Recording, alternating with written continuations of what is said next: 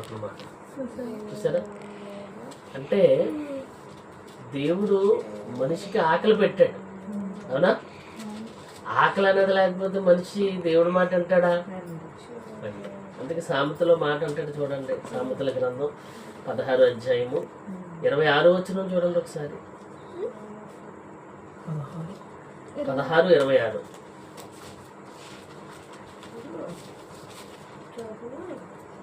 సామెతల గ్రంథం 16:26. దురాలోచనలు యెహోవాకు హేయము. 16:26. 26 కష్టము చేయు వాని కొరకు వాని చేత కష్టము చేయించును, వాని కడుపు వానిని తొందర పెట్టును. కష్టపడుతున్నాడు ఏదో ఆదాము అవ్వలు అన్న వాళ్ళు ఆ రోజు ఆ పండు తినకపోతే ఈరోజు ఉద్యోగంతో పని లేదు, అంతే కదా? ఈరోజు కష్టపడి పని చేయవలసిన ఆవశ్యకత లేదు. ఎందుకంటే గ్యాస్ గురించి కూడా ఇబ్బంది పడవలసిన లేదు. ఎందుకంటే పండు తెంపుకుని తినడమే, అంతే. వంట చేసుకునే సిస్టమ్ దేవుడు పెట్టలేదు. అది ఈరోజు మరి ఎందుకు ఈరోజు కష్టపడుతున్నారు? ఎవరుంది అక్కడ? కష్టం చేయవని ఆకలి ఏం చేస్తుందంటే అయిపోయాడు, లొంగిపోయాడు. అది చేత కష్టపడాలి. కానీ మనిషి రోజు ఏం చేస్తున్నాడు అంటే 4 ఏళ్ళు లోపలికి వెళ్ళేసరికి ఏమైపోతున్నాడు? మొత్తం మర్చిపోతున్నాడు. కూడు కలిగితేనట కులం మర్చిపోతారట. సామెతల గ్రంథం 27వ వచనంలో చూడండి ఎలా తయారయ్యారు. సామెతల గ్రంథము 27వ అధ్యాయము 7వ వచనం చూడండి ఒకసారి. ఏం చేస్తారంట? తిండి ఎక్కువైపోతే ఏం చేస్తారు? సామెతల గ్రంథం 27వ అధ్యాయము 7వ వచనం. కడుపు నిండిన వాడు తేనె పట్టునైనా త్రొక్కువేయను, ఆకలి కొనిన వానికి చేదైన వస్తువైన ఎలా ఉంటుంది? తీయగా ఉంటుందట. ఏంటంటే కడుపు నిండిందానికి ఏం చేస్తారు? ఇంకా తేనె పట్టు కూడా ఎలా ఉంటుందంటే ఇంకా తొక్కేస్తారు, ఇంకా అవసరం లేదు. ఇంకా ఈరోజు ఒక ఉన్నతమైన వాళ్ళు ఫంక్షన్ చేస్తే వాళ్ళు పడేసినటువంటి ఆహార పదార్థాలు ఒక పేదవాడికి 10 రోజులు వస్తాయి కదా. ఇష్టం లేకపోతే ఎంచుకోకూడదు. వేస్తారు, స్వీట్ వేస్తారు, అరటిపండు వేస్తారు, అప్పడాలు వేస్తారు, ఇంకోటి వేస్తారు. అన్నీ వేసిన తర్వాత అన్నీ తింటారు. ఏం చేస్తారు? అన్నీ బయట ఉంటాయి. ఫంక్షన్ చేయడానికి కూడా ఏం చేస్తారంటే పోటీ పడి, అప్పులు చేసి, తిప్పలు పడి. ఎందుకంటే ఎదుటోడంతా చేశాడు 5 లక్షలు ఎట్టి, మనం కూడా ఏం చేయాలి? 10 లక్షలు ఎట్టి చేయాలి. మనం ఏమాత్రం కూడా తీసుకోకూడదు. యేసుప్రభు కూడా ఏమంటాడు తెలుసా? నువ్వు ఏదైనా విందు చేసినప్పుడు, పగటి వేళ విందు చేసినప్పుడు నీ బంధువులు పిలవద్దు, నీ స్నేహితులు పిలవద్దు, నీకు అయిన వాళ్ళని ఎవరిని పిలవద్దు. ఎందుకంటే పిలిచారంటే మళ్ళీ వాళ్ళని పిలుస్తారు, చెల్లి అయిపోతాయి. ఎవరిని పిలాలి? అంగహీనులను పిలవండి అంటాడు. కళ్ళు లేని వాళ్ళని, పని చేసుకోలేని మగవారిని ఇలా అందరిని పిలిచి భోజనం పెట్టు, మంచి ఉపకారం కలిగింటుంది అంటాడు. ఎప్పుడైనా ఏ పెళ్ళిళ్ళైనా అలాంటి చదువుతారా? రాను. చూసారా? అంటే కడుపు నిండా అన్నం కలిగినటువంటి మూర్ఖుడు వీడు ప్రవర్తన చాలా గర్వంగా ఉంటుందట, చాలా గర్వంగా ఉంటుందట. ఒకసారి చూడండి, బైబిల్లో ఒకడు ఉంటాడు. 1 సమూయేలు గ్రంథం 25వ అధ్యాయము 10వ వచనం. 1 సమూయేలు గ్రంథము 25వ అధ్యాయము 10వ వచనాన్ని చూడగలిగితే, 1 సమూయేలు గ్రంథం 25వ అధ్యాయం 10వ వచనం చదవరా? 10-11 కూడా. నా గొర్రెల బొచ్చు కత్తిరించు వాని కొరకు నేను వధించిన పశు మాంసమును తిని తీసి నేను బొత్తిగా ఎరుగని వానికిత్తునా. ఇక్కడ మరి దావీదు సౌలు చేత తరం పడుతున్నాడు. సొంత అల్లుడే కదా సౌలుకి తరం పడుతున్నాడు. ఎందుకు తరం పడుతున్నాడు తెలుసు కదా? గోలియాతుని జయించినప్పుడు స్త్రీలందరూ కూడా దావీదుకి 10,000 కొలది స్తోత్రాలు, సౌలుకి 1,000 కొలది స్తోత్రాలు. ఈ మాట వినగానే అసూయ వచ్చేసింది వీడికి, సౌలుకి. ఇప్పుడు వీడు ఏమైనా జయించగలడా? గోలియాతుని జయించలేడు. యుద్ధం చేయవలసిన రాజే ఆడ మనుషులకి గుడారంలో దాక్కున్నాడు.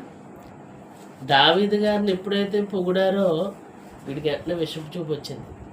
అక్కడి నుంచి ఏం చేశాడంటే దావీదుని తరవటం మొదలు పెడితే దేశాలు గుండా వెళ్ళిపోయాడు. చాలా చోట్ల దాక్కుంటాడు సౌలుకి భయపడి.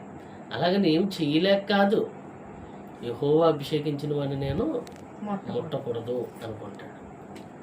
ఆ టైంలో కర్మేల్ అనే పర్వతం దగ్గర దావీదు దాక్కుంటే మరి దావీదుతో పాటు 600 మంది జనం ఉన్నారు. 400 కొంతమంది జనం ఉంటారు. ఉన్న తర్వాత మరి వాళ్ళకి ఫుడ్ లేదు. ఫుడ్ లేకపోతే అక్కడే ఈ కర్మేలులో నాబాలు అన్నవాడు ఉన్నాడు. వాడు దుష్టుడంట, పనికిమాలిన వాడంట. వాడి గురించి రాయబడింది. వీడు భాగ్యవంతుడు. 3000 గొర్రెలు 1000 మేకలు ఉన్నాయట. వీడి దగ్గర పనులు ఉన్నాయి. దావీదు గారు వాళ్ళ సైన్యము అరణ్యంలో మందను కాస్తుంటే చుట్టూ ప్రాకారంగా ఉన్నారట. ఎందుకంటే అడవిలో గొర్రెలు కాయడం అంటే సామాన్య ప్రజలను పంపించు అనగానే ఆ నాబాలు ఏమన్నాడంటే, ఆ దావీదెవడు అన్నది అన్ని చోట్ల ఏమైపోయిందంటే ప్రసిద్ధి చెందింది. అన్ని చోట్లకి వెళ్ళిపోయింది అన్నమాట. గోలియాతును జయించాడని ఆ పేరు అన్ని చోట్లకి వెళ్ళిపోయింది. దావీదెవడు? యజమాని విడిచిపోయిన దాసులు బోళ్ళు మంది ఉన్నారు. ఇది మా ఊళ్ళకే అన్నం అంతే. ఇది ఎవరికి ఇవ్వడానికి, అది ఎవడు ముక్కు మొఖం తెలియని వాడికి ఇచ్చే పని లేదని దావీదుని అవమానపరిచినట్టుగా మాట్లాడాడు, అగౌరవపరిచాడు. ఈ విషయం యాక్టీవ్గా వెళ్ళి దావీదుకి చెప్పగా దావీదు ఏం చేశాడంటే కత్తులు గట్టిగా యుద్ధం చేయడానికి వచ్చాడు. నాబాల సంతతులు ఎవరిని కూడా మొత్తం ఇంకా వాళ్ళందరినీ చంపేయాలని వస్తే ఈ విషయం తెలుసుకునేప్పుడు అబీగైలు ఏం చేసిందంటే వెంటనే వాళ్ళ కొరకు రొట్టెలు, ద్రాక్ష రసం ఇవన్నీ సిద్ధపరిచి తీసుకుని వస్తే దావీదు గారిని ఎదుర్కొని కాళ్ళ మీద పడి క్షమాపణ అడిగింది. అంత తెలుసు కదా. అప్పుడు క్షమాపణ అడిగింది. అప్పుడు తాగేసి రాజులు విందు చేసుకున్నట్టు చేసుకుంటున్నాడట. ఈ విషయం పొద్దుటి వరకే చెప్పలేదు. పొద్దుట చెప్పింది. 10 రోజులకి నాబాలు దేవుడు ముత్తాడంట. హార్ట్ అటాక్ వచ్చి చచ్చిపోయాడు. తెలుసా? చిత్రం ఏంటి? దావీదు క్షమించాడు, అబీగైలు క్షమించింది, కానీ నాబాల్ని దేవుడు క్షమించలేదు. వీడికి ఏం లేదు, కృతజ్ఞత లేదు. అంటే కడుపు నిండా అన్నం కలిగినటువంటి మూర్ఖుడు. అంటే ఇప్పుడు మనకు బాగా ఉంది ఫుడ్, కానీ ఎవరైనా మనకు ఆకలి అని వచ్చినప్పుడు వాళ్ళు ఆహారం పెట్టాలి. చేసిన తప్పిదం ఏంటి? రాజు ఆకలితో ఉన్నప్పుడు కాస్త మెతుకులు కూడా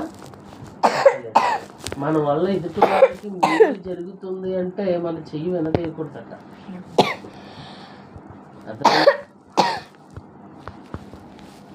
ఆకలి అని ఎవరైనా నోరు చాచి అడిగినప్పుడు వాళ్ళకి మనం ఏం చేయాలంటే భోజనం పెట్టాలి. కడుపు నిండిపోతే ఎంత చెప్పాను కదా, తేనె పొట్టునైనా పడాలి. అందుకే మనం భోజనం చేస్తున్నప్పుడు పడేయకూడదు, దేవుడికి లెక్క అప్పు చెప్పాలి. యేసుప్రభు కూడా రొట్టెలు పంచిపెట్టినప్పుడు మిగిలిన ముక్కలన్నీ ఏం చేశాడు? ఆయన గంపల్లో ఎత్తాడా లేకపోతే పడేయండి ఎందుకన్నాడా? అర్థమైందా? ఆ ఒక్క భోజనం కొరకు రోజు దొంగతనాలు జరుగుతున్నాయి, విచారాలు జరుగుతున్నాయి. ఇది ఫుడ్డే కదా అని అనుకుంటున్నాం, కానీ అది నువ్వు భోజనం చేసినప్పుడు ఎవరి సన్నిధిలో చేస్తున్నావో జ్ఞాపకం ఉంచుకో అంటాడు దేవుడు. రోజు మనం భోజనం చేస్తున్నామంటే ఏం చేయాలి తెలుసా? ప్రార్థన చేసుకుని తినాలట. దేవా మాకు ఇచ్చామని కృతజ్ఞతలు, మాకు ఇచ్చామని కృతజ్ఞతలు అని చెప్పాలట. ఇక ముగించేనా? 2 ఉన్నాయి చెప్పాను. చూసారా? ఎప్పుడు వాలిపోతున్నారు. అప్పుడే విన్నవదు, అపవాదం విన్నవదు నాకు తెలుసు. వాళ్ళ చెత్త బాధలన్నీ వినాలంటే వినేస్తాం మనం అంతా. అర్థం పర్థం లేదు, డబ్బులు దండుకునే బాధలన్నీ. కడుపు నిండా అన్నం కలిగిన వాడట, కడుపు నిండా అన్నం కలిగిన కడుపు నిండా అన్నం కలిగిన వాడు మూర్ఖుడు అంట. వాడు లాభాలు ఏం చేశాడు? ఇవ్వలేదు, ఆహారం ఇవ్వలేదు. అర్థమైందా? అంటే మనం ఏం చేయాలంటే ఎదుటివారికి ఆహారం కావాల్సి వస్తే మనం ఇచ్చేవారిగా ఉండాలి. అన్నీ కలిగా అనుకోండి, మనం ఏం చేస్తాం? ఇంకా మర్చిపోతాం మొత్తం. అందుకే ఏమైనా ప్రార్థన చేశారో చూడండి భక్తులు. సామెతల గ్రంథము 30 అధ్యాయము 7 నుంచి 9 వరకు చూడండి.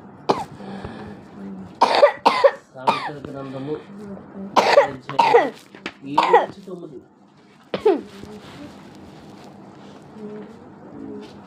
సామెతల దేవా గ్రంథం నేను నీతో 2 మనవులు చేసుకొనిచున్నాను. నేను చనిపోక ముందు వాటిని నాకు అనుగ్రహింపు. వ్యర్థమైన వాటిని అబద్ధములను నాకు దూరంగా నుంచు. పేదరికమునైనను ఐశ్వర్యమునైనను నాకు దయచేయకము. తగినంత ఆహారము నాకు అనుగ్రహించు. ఎక్కువైన ఎడల నేను కడుపు నిండిన వాడనై నిన్ను విసర్జించి యెహోవా ఎవడనందునేమో, లేక వేదనై దొంగిలి నా దేవుని నామమును దూషించునేమో. చూసారా భక్తుడు ఏమని ప్రార్థన చేస్తున్నాడు? దేవా నాకు పేదరికం వద్దు, ఐశ్వర్యం వద్దు. ఒకవేళ పేదవాడిగా నన్ను పుట్టించావు అనుకో, దొంగతనం చేసి నేను నామానికి అవమానం తెస్తాను. అలాగే ఐశ్వర్యం ఎక్కువ దయచేసావు అనుకో, కడుపు నిండి యెహోవా ఎవడంట. అంతే కదా, అన్నీ ఉన్న వాళ్ళకి దేవుని మాటలు చెప్పండి, నాకేం అవసరం లేదండి కదా. అందుకే మీడియంగా నన్ను ఉంచు, మధ్య రకంగా ఉంచు నన్ను అంటున్నాను. తగినంత ఆహారం చాలు, ఎక్కువ అవుతూ తక్కువ చేత. భూమి ఎవరిని పోయినంటుంది? నెంబర్ 1 రాజరికానికి వచ్చిన దాసుని, అంటే దాసుడే రాజు అయితే మహిళను బాగా అసలు వీడి కృతజ్ఞత ఉండదు. అలాగే కడుపు నిండా అన్నం కలిగినోడు కూడా ఏముండదు, కృతజ్ఞత ఉండదు. నా పొట్ట నిండిపోయింది కదా చాలు, ఎవడేమైపోతే నాకేంటి. ఒక మాట ఉంటుంది సామెతల గ్రంథంలో 22:9 వచ్చిన కూడా చూడండి. సామెతల గ్రంథం 22:9 సింపుల్ గా చెప్పేస్తాను. దయాదృష్టి గలవాడు దయాదృష్టి కలిగిన వాడు ఏం చేస్తాడట? దయాదృష్టి కలిగిన వాడు తన ఆహారంలో కొంత ఎవరికి ఇచ్చిన? దరిద్రులకు ఇచ్చిన. అట్టివాడు ఇప్పుడు నాబాలు దావీదు వారికి భోజనం పెట్టాడు అనుకోండి, అక్కడ ఇంకా దీవించబడింది కదా. అంటే అన్నం కలిగిన మూర్ఖుడిని ఏం చేస్తుందంటే భూమి 22:9. నెక్స్ట్ మళ్ళీ వచ్చేయండి, 2 త్వరగా చెప్పేస్తాను. 30 అధ్యాయము 22 వచ్చింది. కింద మాట చూద్దాం. 23 కంటకురాలై ఉండి పెండ్లైన స్త్రీ. 3 ఎవరమ్మా? కంటకురాలై ఉండి పెండ్లైనటువంటి స్త్రీ. కంటకురాలంటే ఏంటి? కంటకురాలంటే ఏంటి? కంటకురాలంటే లోబడినటువంటి స్త్రీ, జగడమాడే స్త్రీ, ప్రాణం విసిగించే స్త్రీ. ఎన్ని వస్తాయండి? లోబడే స్త్రీ, లోబడని స్త్రీ, జగడమాడే స్త్రీ, ప్రాణం విసిగించే స్త్రీ, కయ్యాల మారి, వివాదాలు రేపే స్త్రీ, లేకపోతే గొడవలు పెట్టే స్త్రీ. ఈ లక్షణాలు కలిగినటువంటి స్త్రీని ఇందాక ఎవరు వచ్చారు? 2 పురుషులు వచ్చారు, ఇప్పుడు 2 స్త్రీలు వస్తారు. పిండ్లైపోయినటువంటి స్త్రీ అంట. ఎవరంటే ఎవరా? కంటకురాలైనటువంటి స్త్రీ అంట. అంటే తిరుగుబాటు చేసే స్త్రీ మాట, విసిగించే స్త్రీ మాట. వీడి గురించి మామూలుగా హెడ్లైన్ మామూలుగా చెప్పేస్తాను. 1 రాజుల గ్రంథం 16 అధ్యాయము 31 వచ్చిన చూడండి ఒకసారి. 1 రాజులు 16:31. రాజులు 1 గ్రంథం 16 అధ్యాయము 31 వచ్చిన 31 చూసారా? నెబాతు కుమారుడైన యెరోబాము జరిగించిన పాపపు క్రియలు అనుసరించి నడుచుకున్నట స్వల్ప సంగతి అనుకున్న అతడు సిదోనీయులకు రాజైన యెత్సాయేలు కుమార్తె అయిన యెజెబెలును వివాహం చేసుకుని బయలుదేవతను పూజించుచు వానికి మ్రొక్కుచుండెను. 1 రాజులు 16:31. ఇక్కడ యెజెబెలు అనే స్త్రీ కనబడుతుంది. వాళ్ళ భర్త పేరు ఆహాబు. చిత్రం ఏంటంటే ఆహాబు దేవుని నమ్మిన కుటుంబం నుంచి వచ్చినోడే, కానీ యెజెబెలు మాత్రం అన్య స్త్రీ. చూసావా? దేవుణ్ణి నమ్ముకున్న పిల్లలు, దేవుణ్ణి నమ్ముకున్న ఈయన మార్చాలనుకుంటాడు కానీ ఆవిడ బట్టి వీడే మారిపోతాడు, వీడిని మార్చాలనుకుంటే ఆవిడే మారిపోతాడు. అందుకే ఏమంటాడు పాత నిబంధనలోని ఎద్దుతోనే జతపరచాలంట.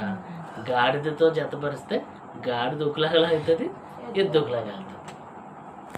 ఆహాబు చేసిన పెద్ద పొరపాటు ఏంటంటే విగ్రహారాధనకు సంబంధించిన స్త్రీని పెళ్లి చేసుకున్నాడు. పేరుకి మాత్రమే రాజుగా ఉన్నాడు కానీ పెత్తనం అడ్మినిస్ట్రేషన్ అంతా కూడా ఎవరంటే యెజెబెలు స్త్రీయే. బయలుదేవతను పూజించే పూజారులందరినీ పోషించేది. యెహోవా సేవకులను ప్రవక్తలు ఎవరినైనా ఉంటే వాళ్ళని చంపించేసింది.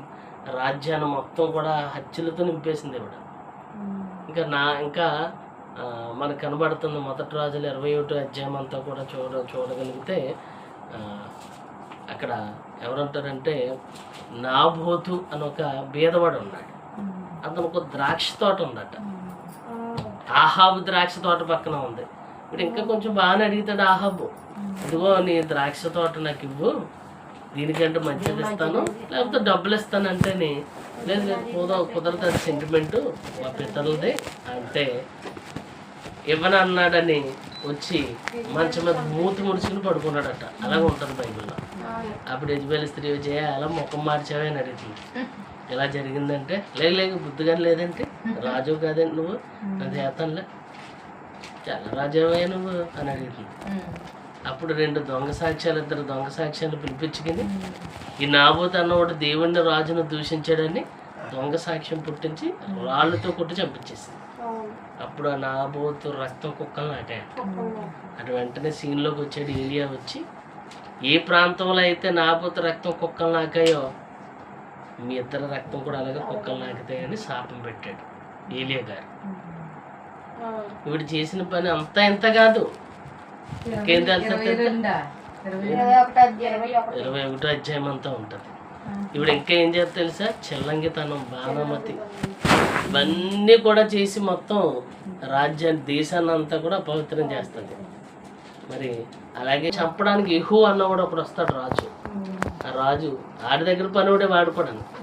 అప్పుడు యెజబెల్ మేకప్ వేసుకుని పైన మేడగది మీద ఉంటే దాన్ని గెంటైతే కింద కపాలం తప్పించి ఏమి కనపడదట. గుర్రాల చేత తొక్కిచ్చేదట. సరే ఎవరెవిడ వివాదాలు రేపే స్త్రీ ఎక్కడ నాశనం అయి ఉంటారు. 2 రాజులు 9:22 చూడండి ఒకసారి, డైరెక్ట్గా రాసుకోండి. 2 రాజులు 9వ అధ్యాయం 22 రెఫరెన్స్ రాసుకోండి. 2 రాజులు 10వ అధ్యాయము ఏమండి 2 రాజులు 9:22 చెల్లంకితనం ఇవిడు చేసేదంతా అక్కడ ఉంటుంది. చివరికి ఎలా నాశనం అయిందంటే ఇతనికి వీళ్ళకి 70 మంది పిల్లలు అంట. యెహూ రాజు అయిన తర్వాత మీ పిల్లలు నాతో యుద్ధానికి వస్తారా లేకపోతే రాజీ పడిపోతారా అని చెప్పేసి కబురు పంపితే అప్పటికి ఆహాబ్ చచ్చిపోతాడు. ఆహాబు ఈవిడే ఉంటుంది వీళ్ళ దగ్గర. పనులకి లెటర్ పంపిస్తే మీ యజమాని కుమారులు చంపి తీసుకురండి అంటే 70 మంది తలకాయల్ని బుట్టలో పెట్టుకుని తీసుకొస్తారు. చూసారా? అంటే ఏంటి, ఇప్పుడు కంటకురాలుగా ఉంటే భూమి భరించలేకపోతుంది. అంతే కదా, జ్ఞానవంతురాలు తన ఇల్లు కట్టుకున్నాను, 3 రాళ్ళు తన ఇల్లు పెరిగిపోయాను. 3 రాళ్ళుగా ఉంది కాబట్టి భర్త చనిపోయాడు, తన చనిపోయింది, పిల్లలు చచ్చిపోయారు. 2 రాజులు 10వ అధ్యాయము 7 నుంచి 11 వరకు ఉంటుంది పిల్లలు చచ్చిపోయారు అన్న సంగతి. డైరెక్ట్గా చదువుకోండి. 2 రాజులు 10వ అధ్యాయము 7 నుంచి 11. ఈవిడి గురించి క్రొత్త నిబంధనలో రాయబడింది ఒక సంఘంలోని. నువ్వు యజబేలైన స్త్రీని నువ్వు ఉండనిచ్చుచున్నావు, దాన్ని మంచం పట్టించి తిని మారు మనసు పొందడానికి అవకాశం ఇచ్చాను, అది పొందననుకున్నది. ఆ సంఘంలోకి యజబేల్ స్త్రీ ఎలా వచ్చింది? ఆ టైప్ మనస్తత్వం కలిగిన వాళ్ళు ఉన్నారండి. అంటే కంటకరాలు, అంటే వివాదాలు రేపే స్త్రీ, అంటే లోబడిన స్త్రీ ఎలా మారుతుందంటే జగడగుండుగా మారుతుంది. జగడగుండుగా ఉన్న స్త్రీ ఎలా ఉంటుందంటే ప్రాణం విసిగిస్తుందట. అందుకే అంటే సామెతలో ప్రాణం విసిగించే స్త్రీతో కాపురం చేయటం కంటే అరణ్యంలో ఉండటం వీళ్ళు 2 మొయ్యలేదు. అందుకే కదా మరి మొయ్యలేదు. అక్కడి నుంచి పడగొట్టేశాడు యెహూ. కపాలం పగిలిపోయిందంట, గుర్రాలతో తొక్కిచ్చేసాడు మొత్తం. చివరిగానట యజమానురాలికి హక్కుదారులైన దాసి, యజమానురాలికి హక్కుదారులైన దాసి. ఎక్కడన్నా ఐడియా వచ్చిందా? ఆయనలో ఐగుప్తుకి వెళ్ళారు దేవుని అడగకుండా. అక్కడ ఏం చేశాడంటే ఫరో కొంతమంది పని వాళ్ళని ఇచ్చాడు సారాన్ని బట్టి. సారాన్ని కిడ్నాప్ చేశాడు కదా, నా చెల్లెలని అబద్ధం ఆడాడు, ఇంతకీ భార్య కదా. తర్వాత ఎలాగైతే తెలుసుకుని ఐగుప్తులో పరిచయం అయింది హాగరు అనే స్త్రీ. సారమ్మ దగ్గర పనిచేసింది. పనిచేసిన తర్వాత ఆవిడ పెట్టిన ఫుడ్, ఆవిడ ఇచ్చిన నగలు, బట్టలు అన్నీ వాడింది కదా, బాగానే ఉంది. అయితే అబ్రహాంకి దేవుడు సంతానం ఇస్తానన్నాడు కదా, వెంటనే ఇవ్వలేదు. వయసు అయిపోతుంది, ఇలాగ సారా తొందర పెట్టింది. ఏంటి దేవుడు ఇస్తానన్నాడు, మనం ఏమైనా యవనస్తులం ఏంటి, మన కాటికి కాలు చాపే వయసు వచ్చింది, మీకు 100, నాకు 99, నాకు 90, 10 సంవత్సరాల గ్యాప్. ఎందుకు? అందుకే నాకు పిల్లలు కావాలి, ఏం చేస్తావో తెలియదు. నువ్వు హాగరుతో పోన్నప్పుడు అబ్రహం కూడా ఏం చేశాడంటే ఆలోచించకుండా హాగరుతో పోయినప్పుడు ఆవిడ ఏం చేసిందంటే ప్రెగ్నెంట్ అయింది. ఇలాగే శూన్యంలో ఉంది. ఏం చేస్తుంది? భూమి తిరుగుతుందంటే నిమిషానికి 1000 కిలోమీటర్ల వేగంతో. ఏంటి? ఏం పెట్టుకుని తిరుగుతుంది? పర్వతాలను, సముద్రాలను, నదులను, అడవులను అన్ని మొత్తం అన్ని పెట్టుకుని ఏం చేస్తుందంటే తిరుగుతుందంటే ఇది భూమి. ఎప్పుడైనా తిరుగుతున్నట్టు కనబడుతుందా మనకి? భూమి ఎప్పుడైనా తిరుగుతున్నట్టు కనబడుతుందా మనకి? ఎప్పుడు కనబడదు. కారణం ఏంటి? సౌండ్ వినిపిస్తే మనం నిద్రపోగలమా? నిద్రపోలేము.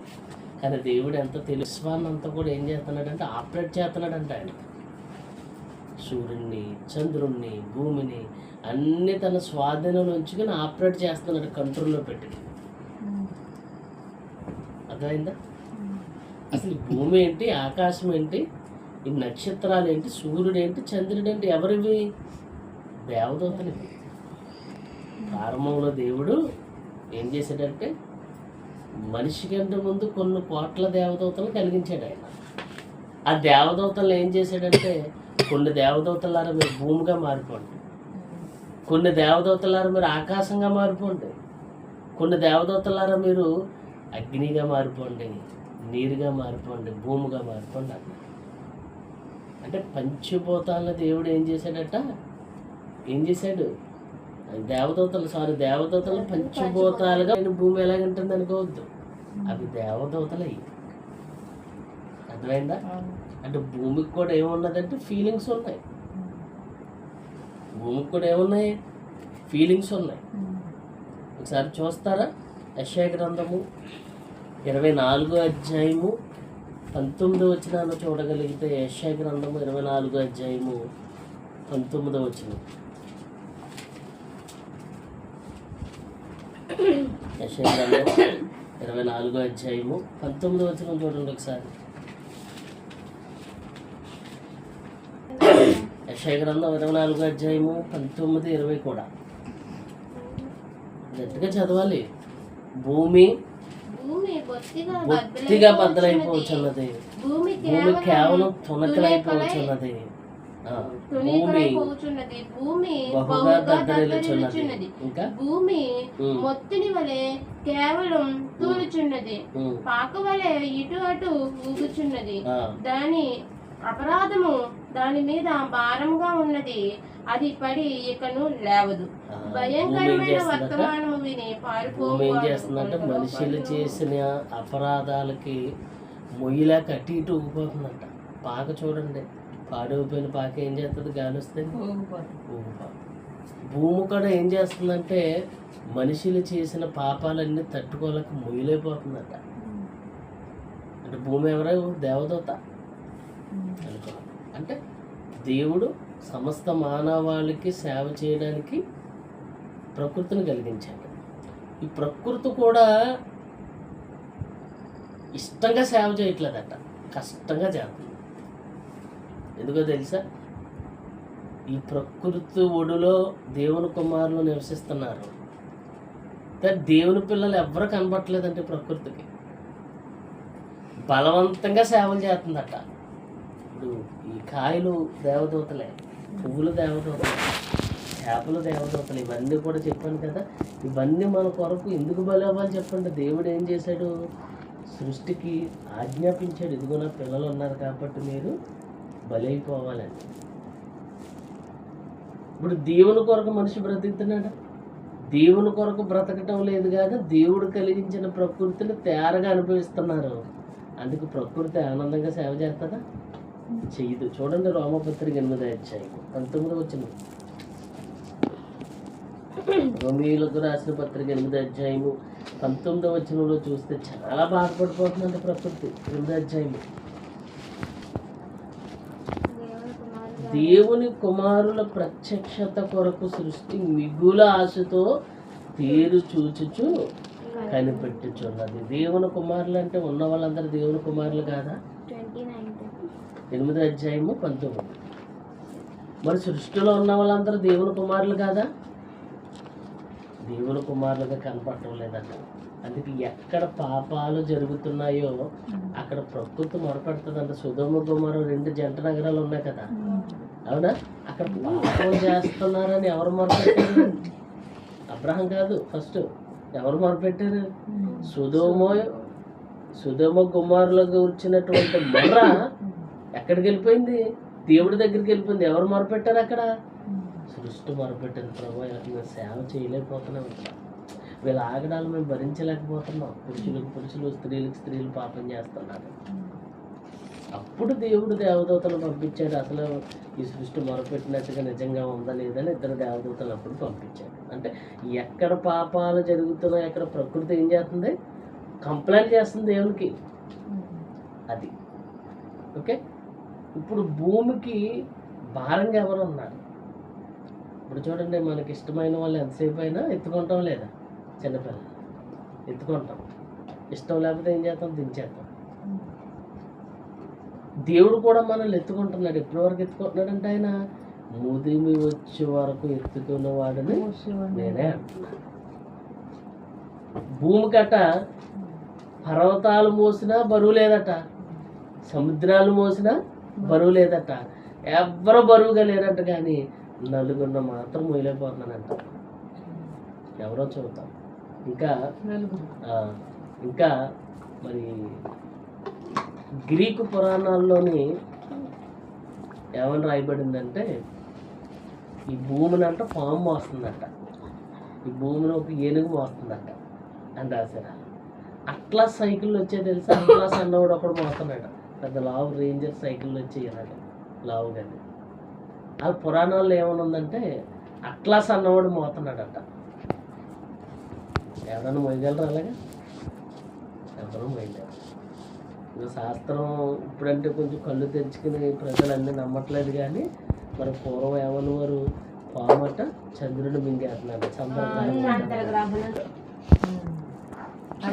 చంద్రుడు ఎంత ఉంటాడు? అవునా?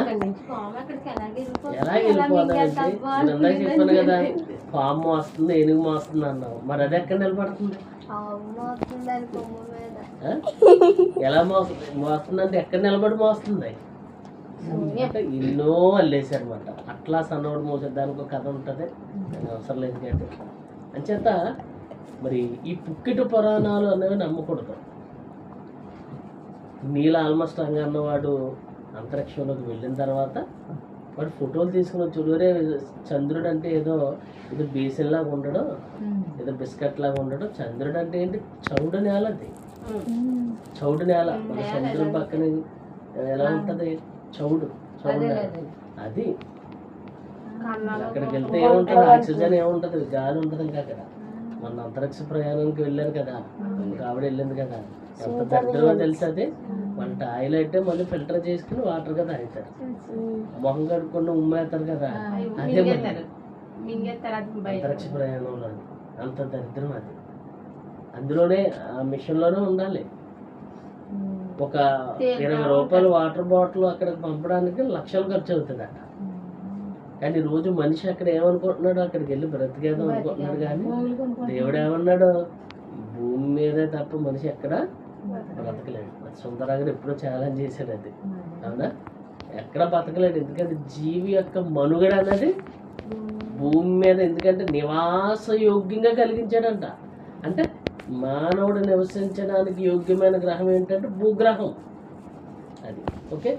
అన్నీ మోస్తాను కానీ నలుగురు మొయ్యలేని బాబోయ్, నాకు చాలా భారంగా ఉన్నారు అంటున్నట్టు భూమి. ఏంటో చూద్దాం. అది ఇప్పుడు చదవండి.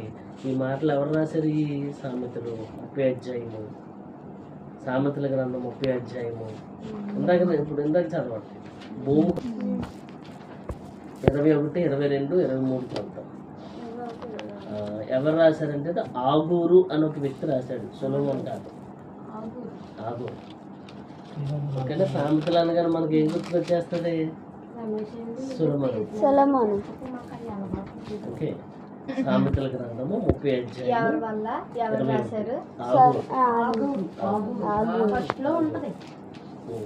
ఒకసారి చదువుతున్నాను, ఇంకోటి హెడ్డింగ్ పెట్టుకుని రాసుకోవాలి.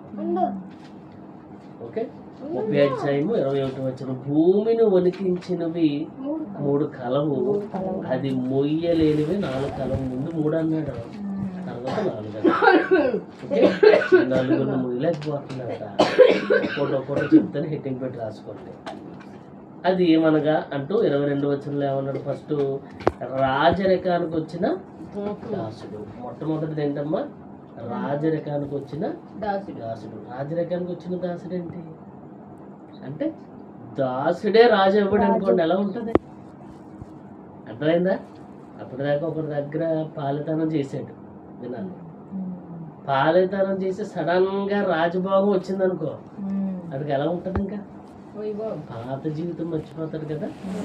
అలా అలాంటి వాళ్ళు చూసంటే భూమి బాబోయ్, ఇలాంటి వాళ్ళు అసలు భూమి మీద నిలబట్టలేదు అంటారు. అప్పుడప్పుడు పాపాలు పండిపోయానుకో, ఇప్పుడు భూమికి భారం రా అంటారు. అవునా? చూద్దాం రాజరికానికి వచ్చిన దాసుడు ఎలా ఉంటాడో చూద్దాం ఒకసారి. మీకు సామెతల గ్రంథం 19వ అధ్యాయము 10వ వచనం చూడండి ఒకసారి. అదే మాట మళ్ళా రిపీటెడ్గా ఉంటుంది. సామెతల గ్రంథం 19వ అధ్యాయము, భోగములను అనుభవించుట బుద్ధిహీనునికి తగదు, రాజులు నేలుట దాసునికి బొత్తిగా తగదట. భోగములు అంటే ఏంటి? సుఖభోగములు అనుభవించటం అనేది ఎవరికి తగదట? బుద్ధిహీనంగా ఉన్నవాడికి సరికాదట.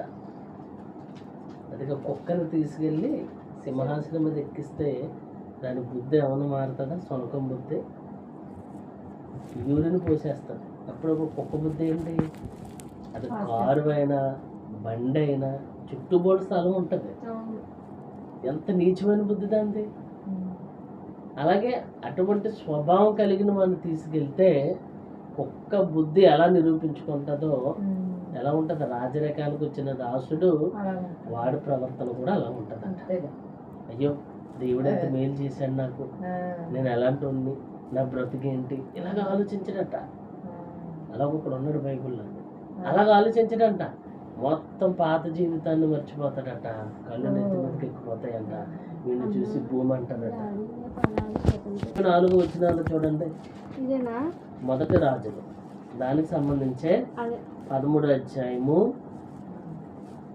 33, 34 చూసారా? 33 నేను కథకం చెప్పేస్తాను.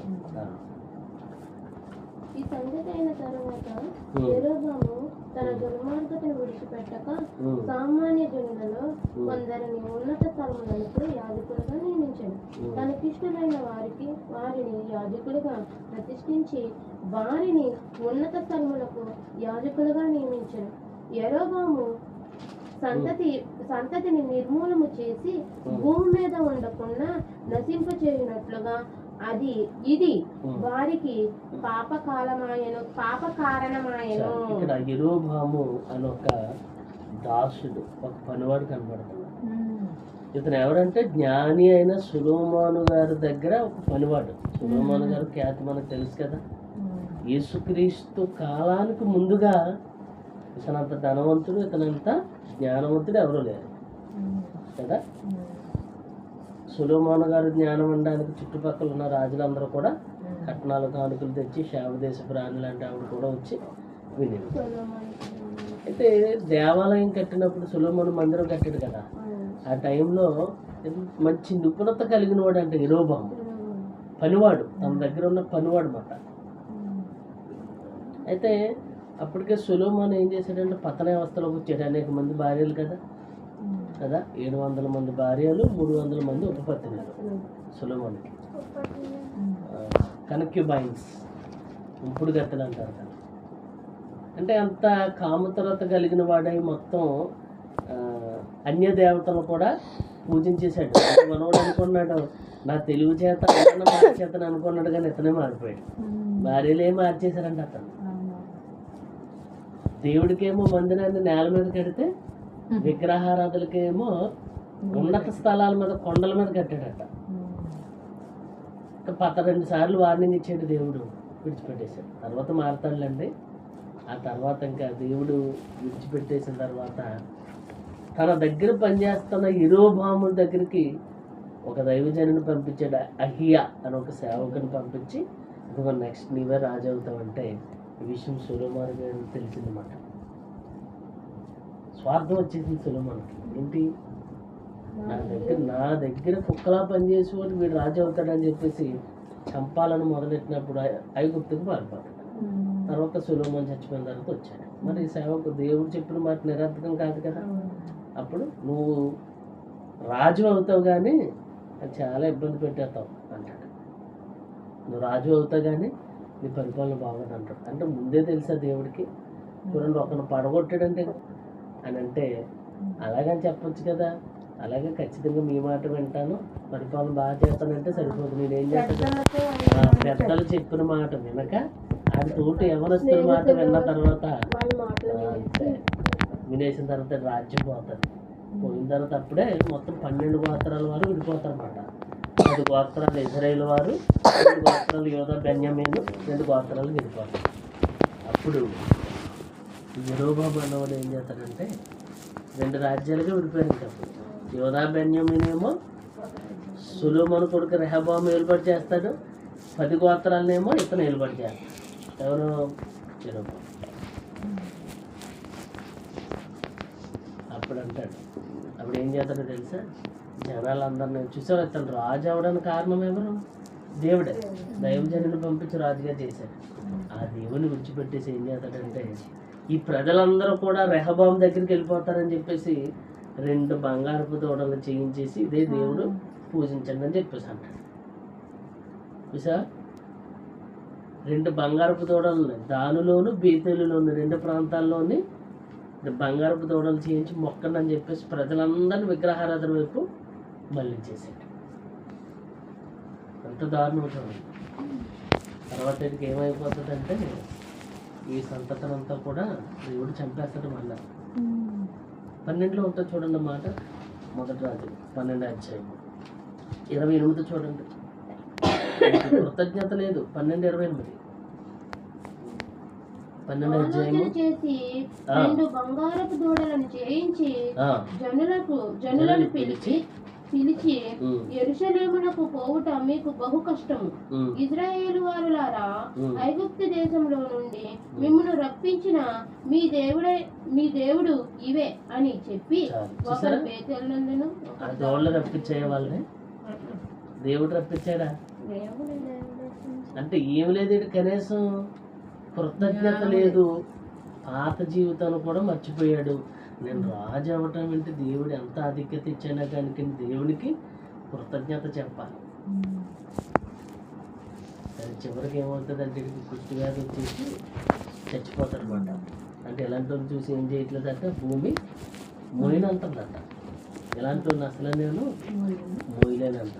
భూమికి ఎవడు భారంగా ఉన్నవాడు, రాజరకానికి వచ్చిన దాసుడు.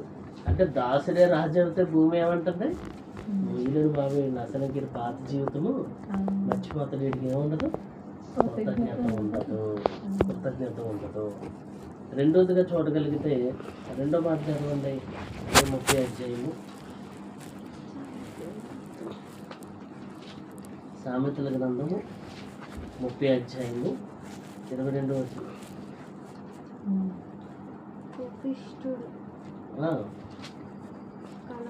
సామెతల గ్రంథం 30 అధ్యాయము 22వ వచనంలోనే నెక్స్ట్ ఒకటి అయింది, రాజరికానికి వచ్చిన దాసుడు. రెండోది ఎంత ఆలోచిస్తారు, సామెతల గ్రంథం 30 అధ్యాయము 22లోనే 2వ మాట, కడుపు నిండా అన్నం కలిగిన మూర్ఖుడు. రాజరికానికి వచ్చిన దాసుడు అయిపోయింది. రాజరికానికి వచ్చిన దాసుడు ఎవరు, దాసుడే రాజు వచ్చిన దాసుడు. కడుపు నిండా అన్నం కలిగిన మూర్ఖుడు. కంటకురాలైన యజమానురాలికి హక్కుదారులైన దాసి.